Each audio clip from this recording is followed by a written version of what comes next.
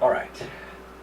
An underlying message that's been embedded in our materials thus far this week is the idea that the Civil War, the way that it is understood, the way that it is taught, and the messages that we use and for what purposes, is an extremely divisive idea.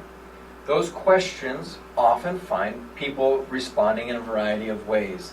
And when people respond, they often have very heated feelings about that.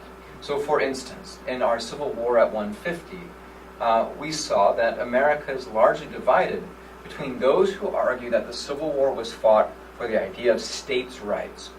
And the reporting done by the Pew Research Trust argued that there is a strong correlation between regional identity, those who are Southern and white, with that idea of that the Civil War was fought for states' rights.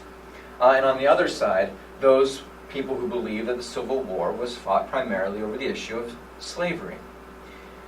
So while we can try to hash this out amongst ourselves, I think the more important question for us to consider in this week is why the divide? How do we explain that that events from the past that have been preserved, recorded, written about ad nauseum, how is it possible that these singular events can be understood in such a variety of ways?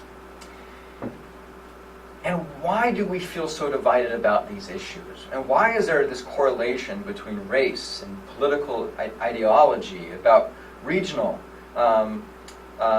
homes, or the site of our regional upbringing, and our sense of regional identity? Why is there such a strong correlation between those ideas and the message, the meaning that the Civil War has for us? As you think about those questions this week, I have prepared two readings that address these questions, and I hope provide you with some talking points that we can consider in more depth. The first article is written by a journalist for The Atlantic named Tallahassee Coates. Now, you may have heard of Tallahassee Coates. He has become something of a celebrity in America over the last few years. His writing in The Atlantic are some of the most popular writings, especially on the issues of race. More recently, he published an award-winning book called Between the World and Me, which is a collection of letters that he wrote to his son about his own experiences as a black man in America in the latter half of the 20th century. And more recently, he's been writing as the primary author of the comic book series, The Black Panther. A few years ago, Ta-Nehisi Coates wrote in The Atlantic an article about why so few African Americans study the Civil War. So I'm going to encourage you to read through that article. And as you do, I encourage you to take careful notes. Now, whether that means you take out a side sheet of paper and carefully jot down the main ideas of the article, how Coates organizes his ideas, what evidences he gives for his findings, what problems you have with his interpretations. I encourage you to write those things down on a side sheet of paper. They will become extremely handy when you are working on your article map for this piece later. So the first thing I'd like you to do is read Ta-Nehisi Coates. Why do so few blacks study the Civil War? And again, please take careful notes, whether you print this out and take notes in the margins or on a separate sheet of paper.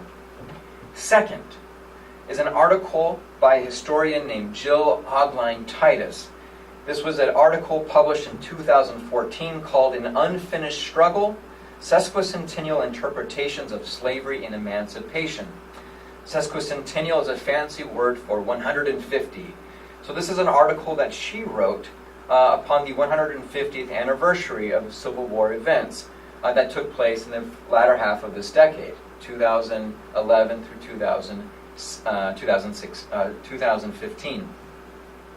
In this, she points out major trends in the way that American museums and scholars and institutions were celebrating and teaching about the Civil War, focusing in her mind upon the idea of slavery and emancipation.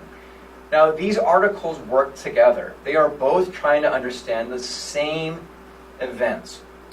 And so read them together, but think about how these two articles are connected. In your final writing assignment for this week, I'm asking for you to do an article map. I have provided a sample article map at the end of this week's materials. You may also find a description in the syllabus as well as in the assignments and projects folders.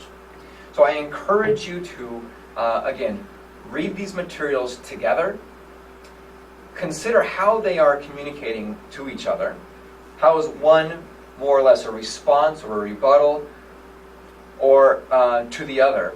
And finally, to prepare an article map in which you lay out Ta-Nehisi Coates' major arguments, the organization patterns, flaws with his arguments, and then your assessment of how his article communicates with that of Titus. And again, you may find my example in the Week 1 folder. All right, thank you. Good luck on this assignment. This is challenging, but I believe that through this you will get a better understanding of how the Civil War impacts and is relevant to you and me. All right, thank you very much.